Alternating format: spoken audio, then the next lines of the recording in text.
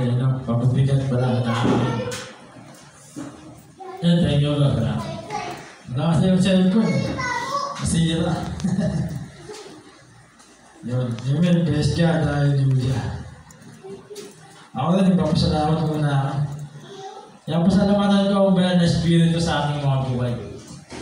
Maging sa buhay na aking mga anak, pamilya, hindi sa aking buhay. Kundi dahil sa kanya, wala akong pangalan niya. Wala akong cellphone, buti na lang, nagising mo ng mag-alas pa ako. Hindi ko alam kung nagagawin ko eh. Nagkaroon na lalaki na lang ako. Umiyaw na ako patawaran. Tapos, yun, biglang pumasok yung mga verse na ito eh. Naalala ko yung mga verse na ano, laging nagagamit. Kaya sinerch ko sa cellphone ng asawa ko yung famous yan. Famous Bible verse. Yan, mga sikat na versikulo sa Biblia. Salamat sa banal na Espiritu. At siya ay nananatili sa ating mga buhay yun. Pati sa bunga ng kanyang mga sa kanyang bunga yung marami siyang nabunga ng banal na Espiritu. Salamat sa Panginoon. Pinupuli ko siya at nataila ating Panginoon Jesus. Amen. Praise God. Hallelujah. Dahil tayo sa ating title verse. Famous Bible verse. Ano po ang Tagalog ng famous? Kilala. Ang kilala. Sikat. Amen. Praise God. Ibibigay po ba kayong Bible verse na famous? John 3:17. John 3:16. 16. Iba ni Joshua. John 14:6. John 46. Praise God. Hallelujah. Jeremiah 29:11. Oy, bilang ni Pastor. Narinig ka natin. Ito, nakakuha ko ng marami ito eh. Top 15. Top 50. 5-0. Top 50. Dami, di ba? Pero iniwa ko lang yung top 5. Magsimula tayo sa top 5. Papunta sa top 1. Genesis 1:1. Pakibasa. Genesis 1:1.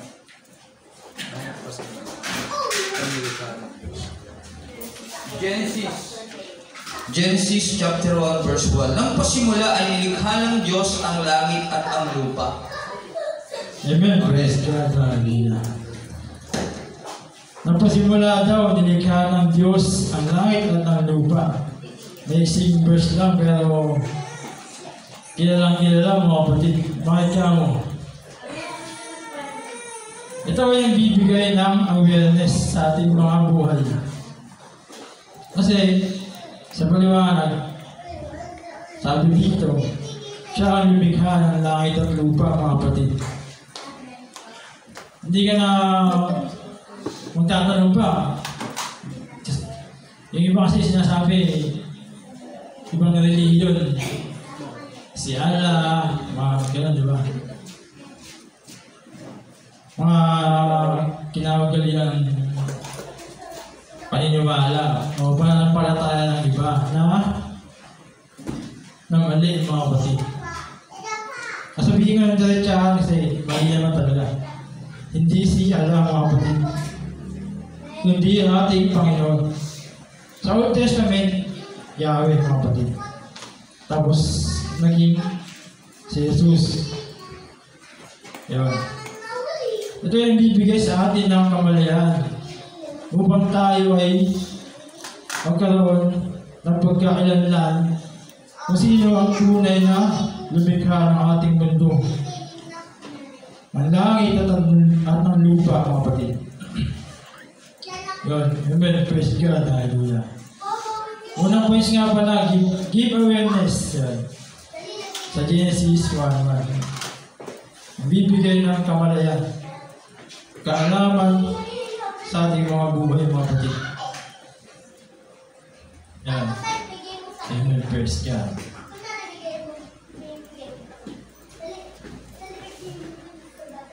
Verse, mga taga Pilipos. Top 4. Paul. Filipos. Paul 13 yan. Isa sa mga famous verse.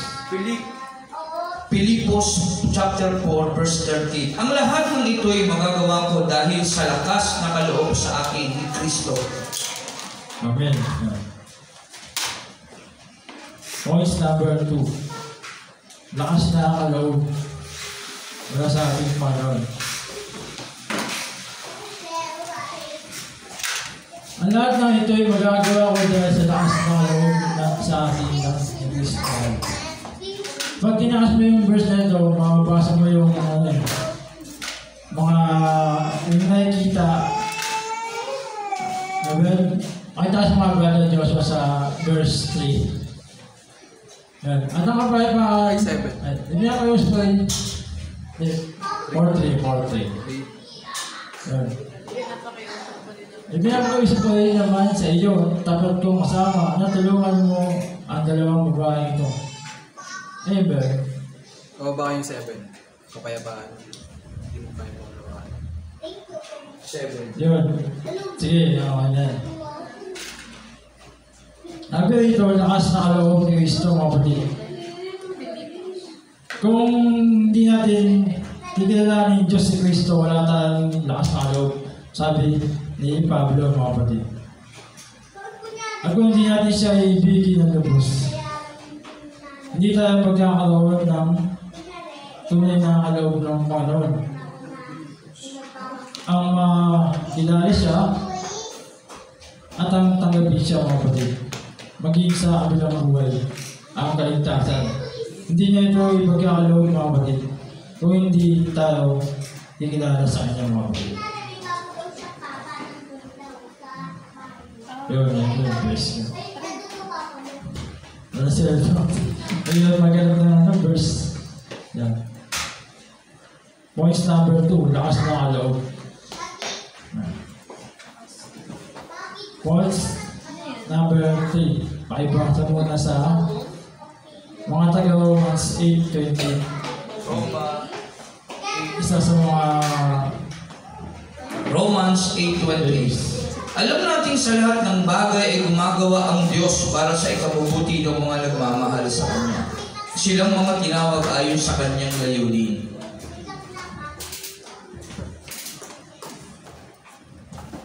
Yan, amen, praise God. Alam natin sa lahat ng bagay ay gumagawa ang Diyos para sa ikabubuti ng mga nagmamahal sa Kanya. Sila yung mga tinawag ayon sa Kanyang layunin. Diyos lamang ang mabuti, mga kapatid. Kaya tayo ay binibigyan ng mabutihan ng Diyos. Sabi nga ng diba? Sino ang mabuti? Yung isang karakter sa Biblia. Diyos lamang ang mabuti. Sabi nga ni Panginoon. Point number 3. Through God work on good to you. Pero hindi lang para, kanina sa pangaral ng pastor, pero hindi lang para sa ating ang kabutihang yun, mga kapatid. Kundi sa lilahi natin na darating pa sa mga henerasyon. Yan, sa halimbawa sa ating mga anak. Yan. Maging sa Old Testament, diba? Alam na natin yan. Napakinggan natin, nabasa natin, magmula sa ating amang Abraham, mga kapatid. Kay Isaac, kay Jacob, yun. Yun ang mga mabubuting gawa ng ating Panginoon. Magmula sa ating ninuno, mga kapatid. Hanggang sa ngayon na tayo sa ating buhay na kumikilala sa aming mga kapatid. Yun, amen. Praise God. Kaya kung tayo ay tinawag, tayo ay gumawa ayon sa Kanyang layunin. Iwan natin ang mundong ito. Gaya ng pag-iwan ng ating mga ninuno. Yun, amen, praise. Dako tayo sa top 2. Pakibasa sa Jeremiah 29:11.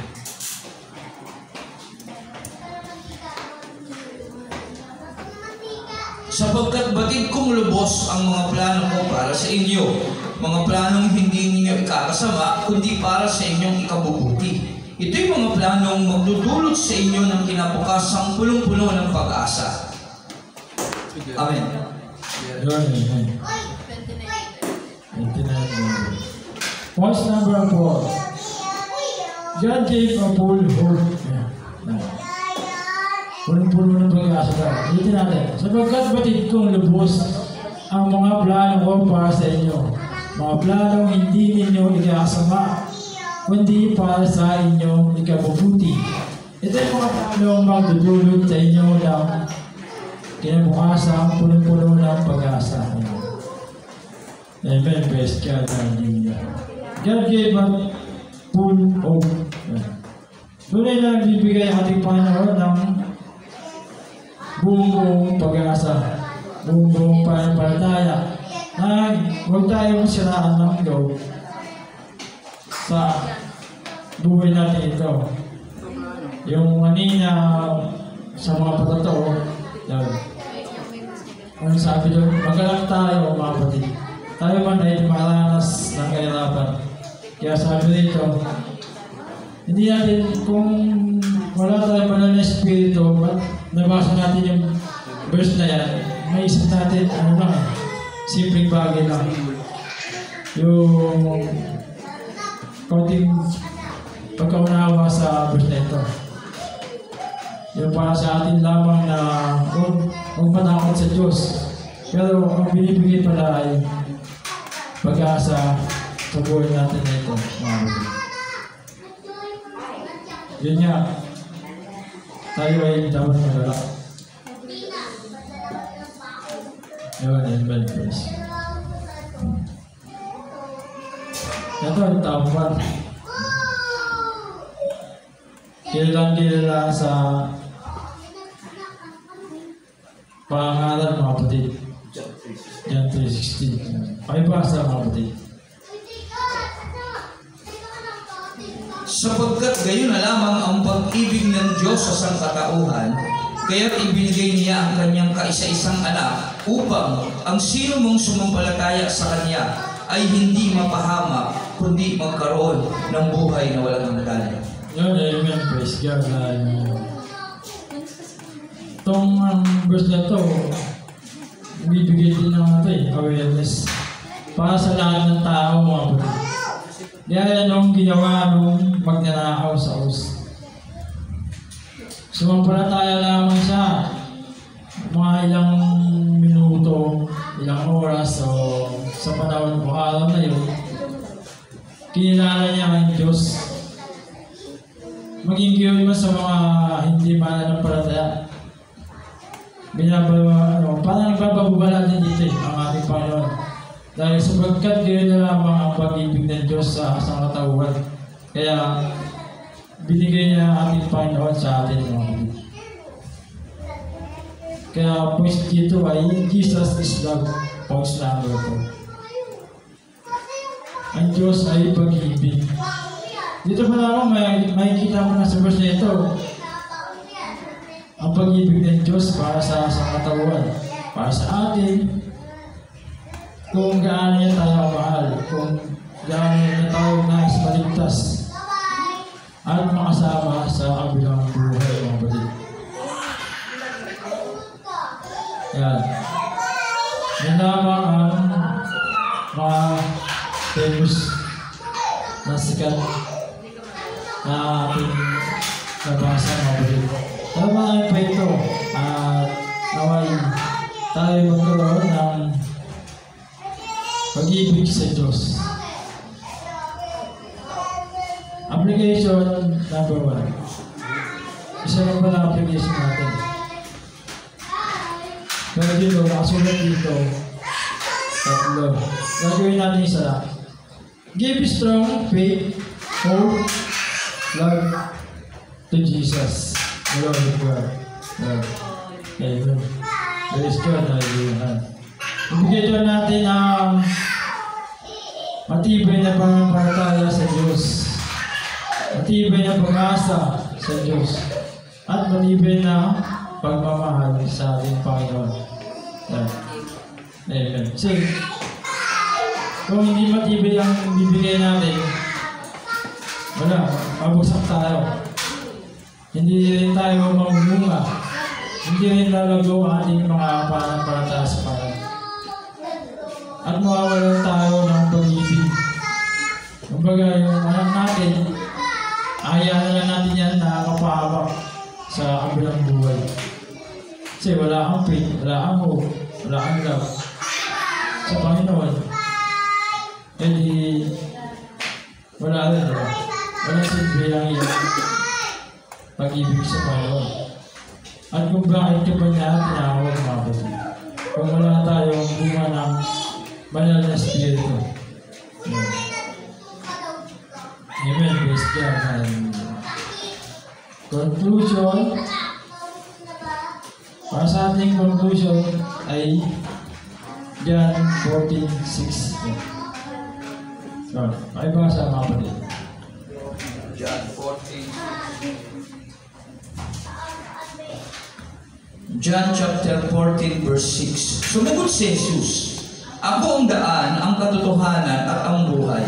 Walang makapupunta sa Ama kundi sa pamamagitan ko." Amen. Praise God. Hallelujah. Magandang verse, diba?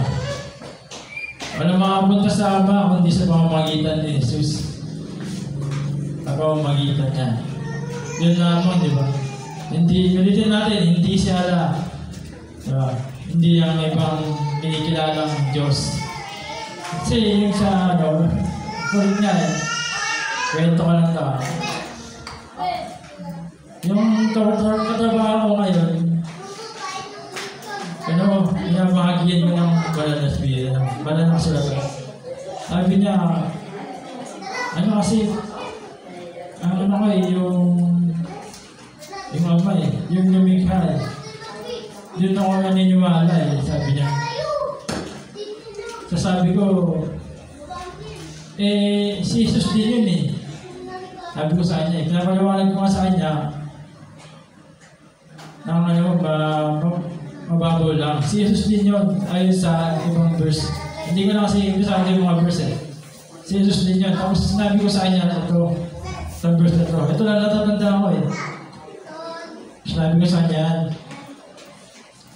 paano makakaling kasama sabi nga dito, dadaan ka muna kay Jesus.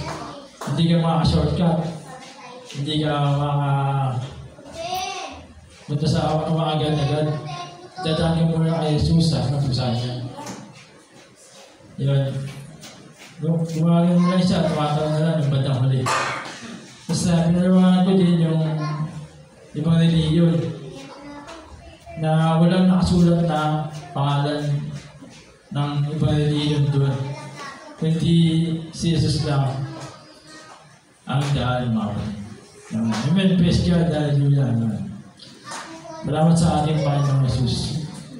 Medyo na-short lang yata. Naiya ko po lahat at tayo yung nalain. Yan. Maraming banal, mga Panginoon Diyos sa lahat, Panginoon. Salamat, Panginoon, sa buhay namin ito, Panginoon, na walang ibang kinikilala. Walang ibang sikat para sa aming mga buhay, Panginoon. Kundi ikaw lamang, Panginoon Jesus. Mula noon hanggang ngayon, Panginoon, wala nang ipinanganak ka. Wala nang ikaw ipao sa krus. Hanggang ngayon sa amin, na narito ng mga salinlahi ng aming mga ninuno, Panginoon. At nawa sa aming mga salinlahi din, Panginoon, na kumilala sa iyo, magbigay sa iyo ng matibay na pananampalataya, matibay na pag-asa, at matibay na pag-ibig sa iyo, Panginoon. Salamat, Panginoon, sa dakilang mong pag-ibig sa amin, Panginoon. Kung naman aming mga gawa, Panginoon, tawagan mo kami. Muli ba? Salamat, Panginoon. Ito po aming dalangin sa pangalan ni Jesus. Aming Panginoon, alit tayo po.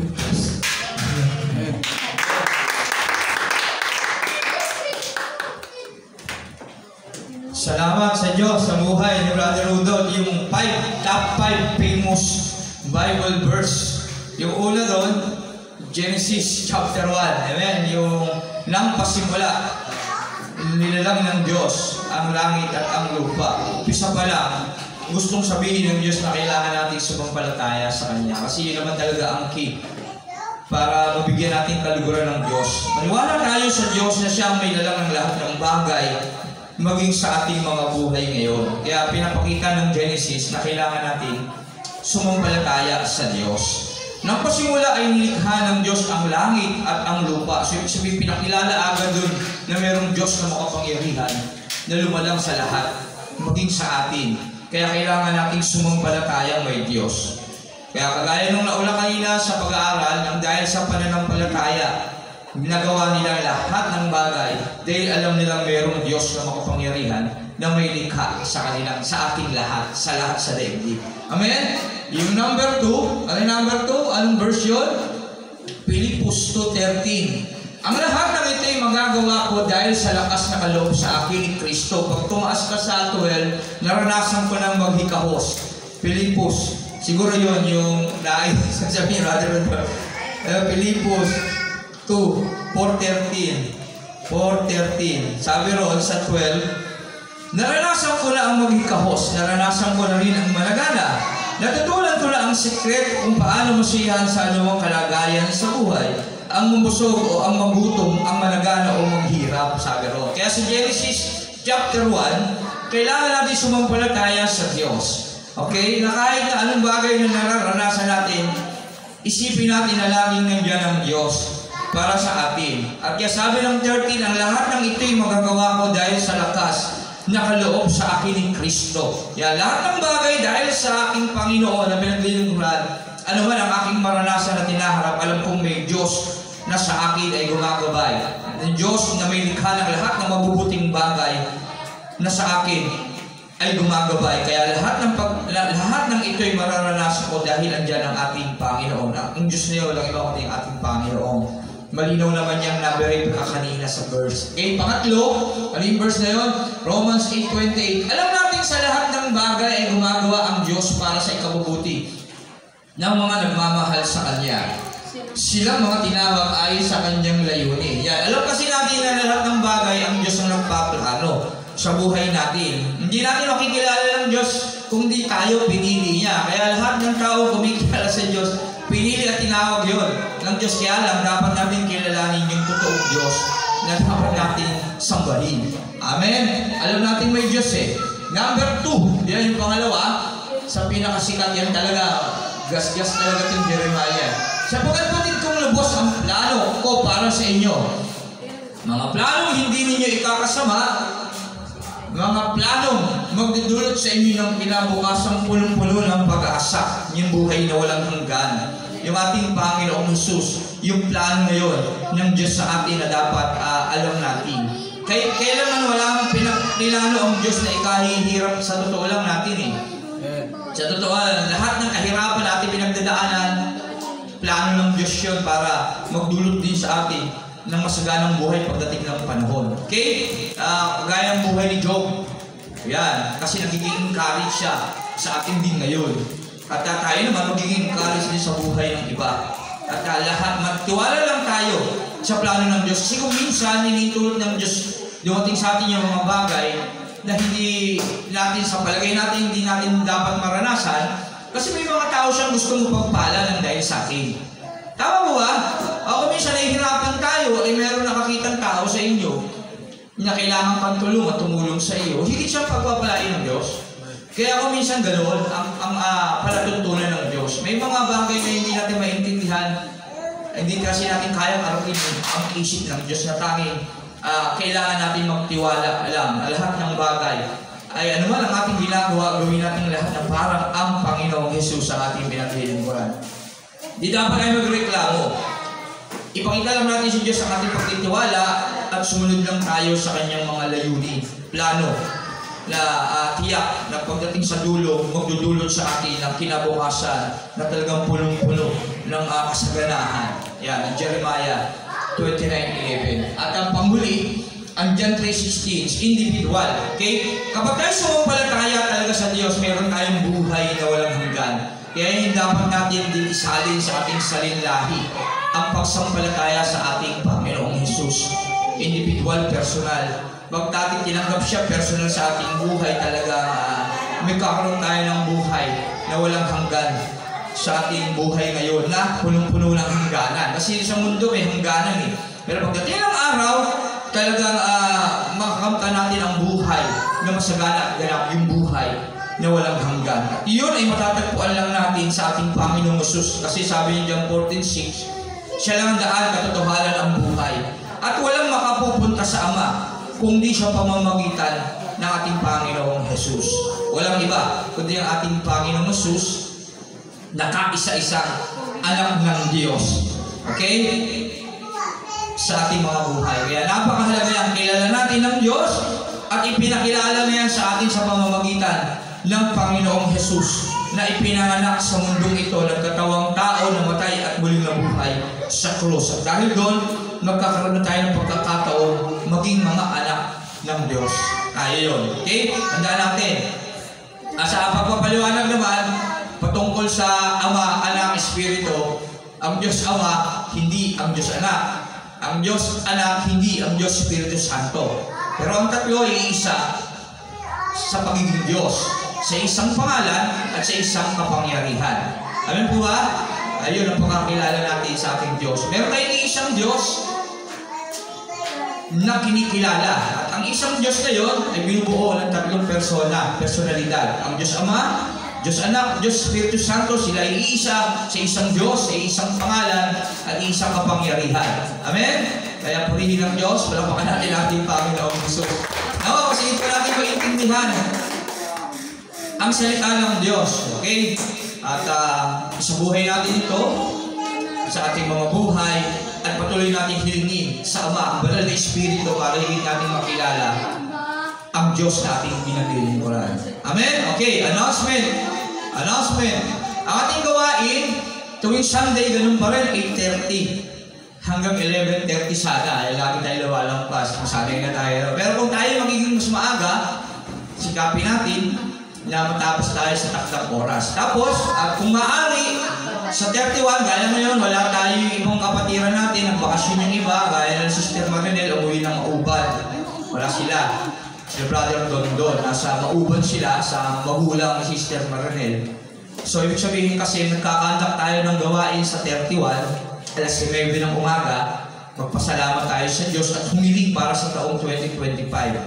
Nawa, magkaroon tayo ng pagkakataong dumalo sa gawain na yun, mag-pray tayo. Ano lang yun? Exhortation at pananalangin, pagpapasalamat, patutuo tayo. Sabihin natin sa Diyos sa araw na yun yung gusto natin mangyari sa year 2025 at pagpapasalamat natin yung mga nangyari sa atin sa 2024. Wala na tayong Sunday school. Magkaroon lang tayo ng pagpupuri, may exhortation, at pananalangin ng murugdom sa Panginoon sa araw na yun para sa year 2025 na sasalubong sa atin. At nawa, ang bawat isa ay makadalo sa araw na yun. Alas 9 ng umaga, maaaring nandito sila Pastor Frank noon. Hindi ko alam kung sigurado o hindi. Pero nabanggit nila, bago kami magkahiwa-hiwalay na karaan, maaari na nandito sila. Pero tayo naman, lagi naman natin ginagawa ito, kaya lang sa 31, umaga tayo alas 9. At nawa, makarating ang bawat isa sa atin para sama-sama tayong mag-pray bago matapos ang taon sa gabi. Gabi kasi, matapos ng 12, bagong taon na. Bago mangyari ang bagong taon, nawa, makapag-pray muna tayo at magabayan tayo ng Diyos sa ating mga nais mangyari sa atin. Hilingin natin sa Kanya sa araw na yun. Amen? Okay, maliban doon, lahat na lang gawain natin, balik uli sa dati. Okay? At pag-pray natin, yung mga kapatiran natin, nawa, tayong lahat ay masigit pang mamulat sa susunod na taon. Mas makilala pa natin ng Diyos at malaman natin yung mga bagay pa na dapat natin gawin para maging totoong mga anak tayo ng Diyos. Amen. Okay? Wala na bang suggestion para sa Miyerkules ba yun? Ay, hindi, no? Martes. Siguro magano na lang tayo ng sopas nun sa Martes. Luto lang tayo sopas kasi may mga handa naman tayo sa tahanan eh. Pag-uwi eh. Luto lang tayo sopas para na initin sigmura natin. O kaya tanghalian kung kakayanin. Pero siguro sopas na lang kasi gusto na tayo pag-uwi. Tama po ba? Okay, yun na lang.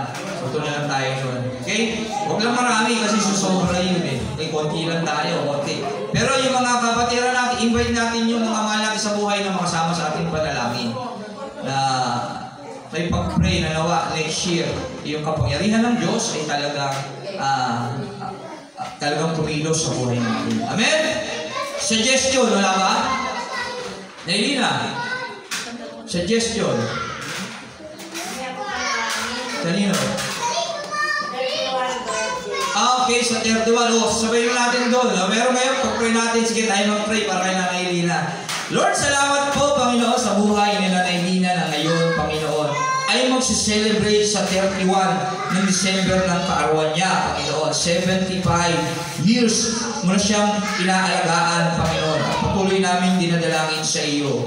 Na patuloy ka pa gumabay sa kanya at sa kanyang buong sambahayan, Panginoon. Gamitin mo siya bilang ilaw sa kanyang mga pamilya, Panginoon. Nawa, pakinggan siya nito, tinig mo na nasa kanya ay maging makapangyarihan upang mapanumbalik ang pagkakilala sa iyo ng buong niyang sambahayan. Salamat, Panginoon. Patubayan mo siya, bigyan mo siya ng lakas, ng kalusugan, katatagan at pagpapala, literal, financial, Panginoon, material upang magamit niya sa kanyang paglilingkod sa iyo. Salamat, Panginoon. Purihin ka sa iyo ang lahat ng parangal at pagpuri sa pangalan ni Jesus. Amen. Amen. Amen. Yan. Kapag natin ang Diyos. At sa karagdagan sa 31, higit natin pag-pray ng maigi sa Nanay Lina. Okay, salamat sa Panginoon. Siguro magpapakain si Nanay Lina, no? Hindi, yun. Hindi na. Sa 31, nawa, invite niyo yung mga paako nyo. Dali ka dito. Hindi, okay lang yan. Basta mag-pray muna tayo dito sa church. Invite nyo sila kung makinig. Salamat sa mga. Kung hindi, iwanan nyo sila. Basta kayo. Pumunta kayo. Agaan lang natin. Dapat bago mag-last 9, nandito na tayo. Pakita natin, iniibig natin ng Diyos buong buhay, buong puso at buong kaluluwa. Amen. Ayun, pag-ibig siya. Dapat binibigyan natin ng laan ng Diyos. Malayo pala. Pinagkahandaan natin.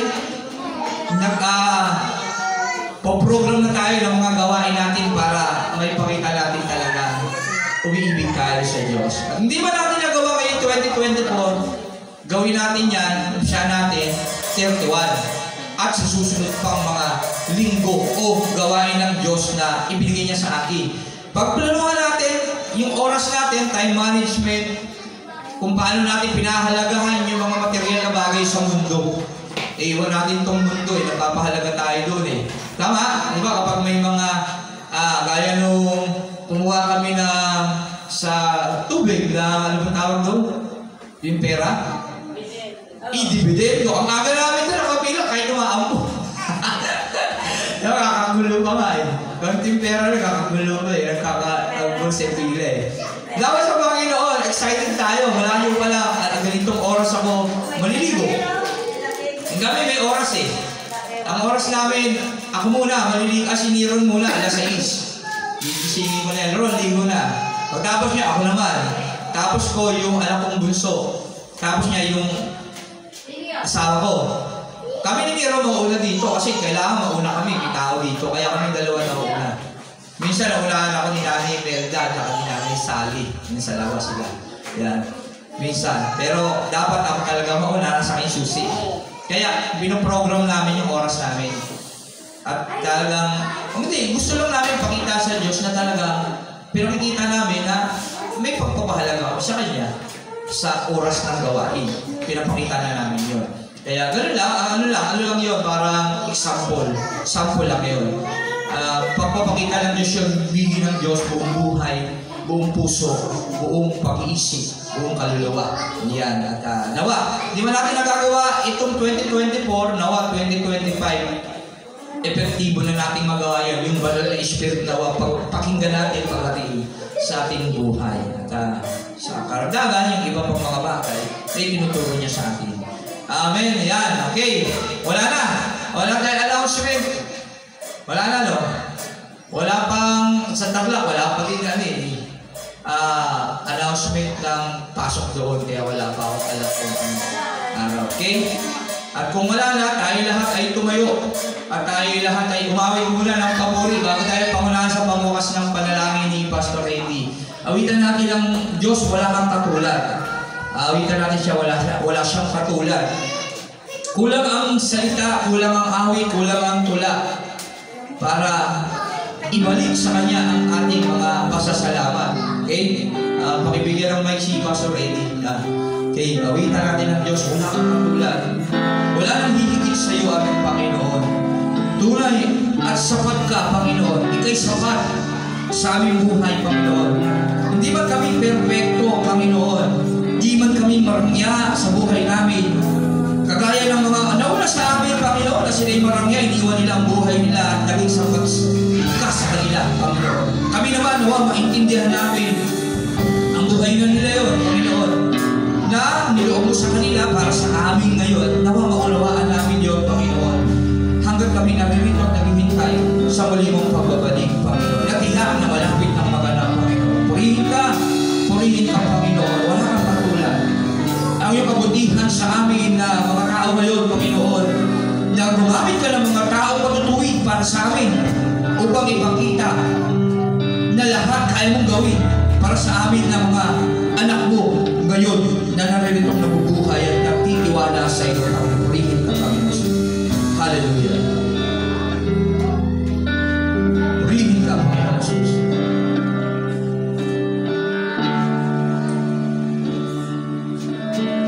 Awitin ko man lahat ng awit sa mundo, di kayang ilarawan ang kadakilaan mo. Kulang ang lahat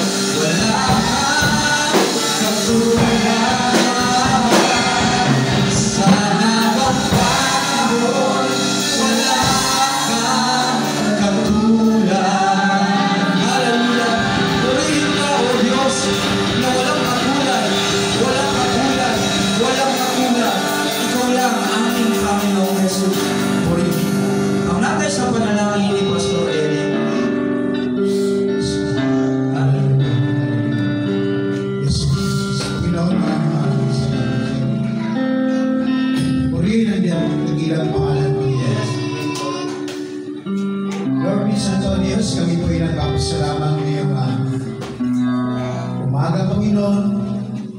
Salamat, Panginoon, sapagkat napakinggan namin, Panginoon, ang isalita, Diyos. Doon sa Pilipos 4:13, Panginoon, lahat ng bagay ay magagawa namin, Panginoon, sapagkat Ikaw ay naririyan sa aking puso, Diyos. Sabi ni Paul doon sa 4:13, ang sekreto, Panginoon, Lord, ni Paul, Panginoon, ay Ikaw. Naranasan niya, Panginoon, na maghirap, Panginoon. Subalit, Lord God, ang sekreto niya, Panginoon, ay Ikaw, Diyos. Maging kami, Panginoon, kung kami man, Panginoon, ay naranasan namin, Panginoon, na maghirap, O Diyos. Ang sekreto, Panginoon, ay Ikaw. Maraming salamat, Panginoon, sa pagkalod. I-reveal mo, Panginoon, ang sekreto ni Paul, Panginoon, na Ikaw ang dapat sambahin. Ikaw ang dapat bigyan, Panginoon, ng parangal. Ikaw, Panginoon, ang dapat tawagan, Panginoon, sila ang aming pangangailangan, Panginoon. Maraming salamat. Lord God, sa lahat po, Panginoon, na narito, Panginoon, patuloy po ang pagpapala. Ang patuloy namin tatanggapin, Panginoon. Maging, Panginoon, sa darating na 2025, Panginoon.